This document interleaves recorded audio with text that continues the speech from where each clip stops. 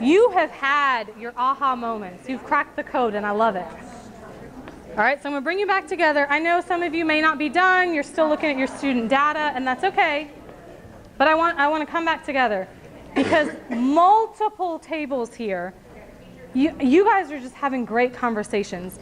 Is this correct? Does it matter? How would I use this to guide instruction? And those are the conversations you need to have, okay? That's exactly what you need to be doing to figure out what is next for this reader. This table over here had an aha moment. Can one of you please share and tell me which one so I can... But we really don't know. We really don't know what the aha moment was. What? We don't know what the aha moment was. The YYN. It's a high miscue. Well, the aha moment that we thought we had, but we're not sure it's what you think we had. When we were looking at the in example down here, we didn't understand that 1 and 2 meant, we thought they added both of those words in the sentence, but it's like they added it one time, and then they thought they were self-correcting and added another one, but it was wrong. And so that's why it made sense. We were saying, no, that doesn't make sense to say they there, but it did make sense if they just used one of those when they read it. They tried to self-correct, they still did it wrong, but it did sound like English. So we thought they used both words in one sentence, and we didn't understand. That's what we were talking about, that we didn't understand, and we said, oh, we get it. Okay, good. So you had your aha moment with miscue here. Yeah. All right, who else had an aha moment? I think every table had an aha moment. Who else had an aha moment? My 5th grade table. Tell me about your aha moment. So we found that a lot of our kids were just repeating their words, and she was asking us, well, is that something you go back and instruct them on? But it was more of in self-correcting that they were repeating. It didn't change the meaning. So it didn't necessarily we didn't need to instruct them on that. So would you then instruct every single miscue that a student has? No. No, you wouldn't. You wouldn't instruct every single miscue a student has because you're looking at what the miscue is, right? That's the whole purpose of this. You're focusing on what is the miscue and does it need to be instructed. If they're repeating, but if they're repeating for the purposes of self-correcting, no, you don't need to instruct.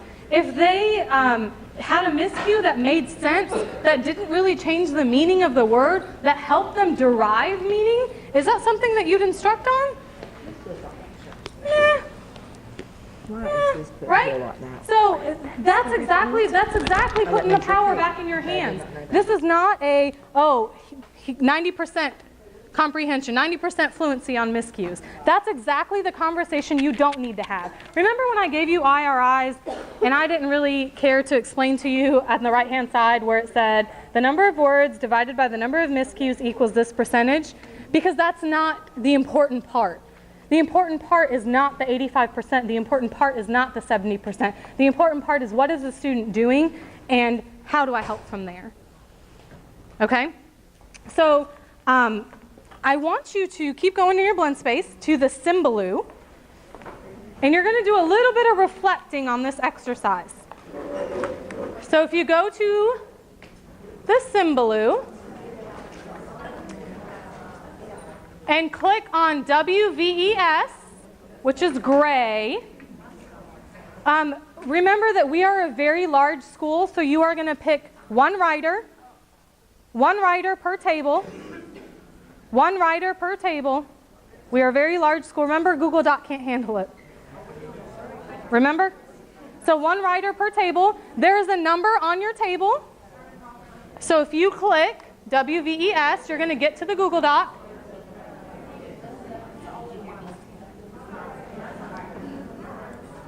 So group 1 is going to respond under group 1. Group 3 is going to respond under group 3. Group 6 is going to respond under group 6. There actually is a box in there that says, for those of you not sitting at a number, which is all the way down at the bottom. So that would be you guys. So one person type for the whole group, okay? One person type for your shared.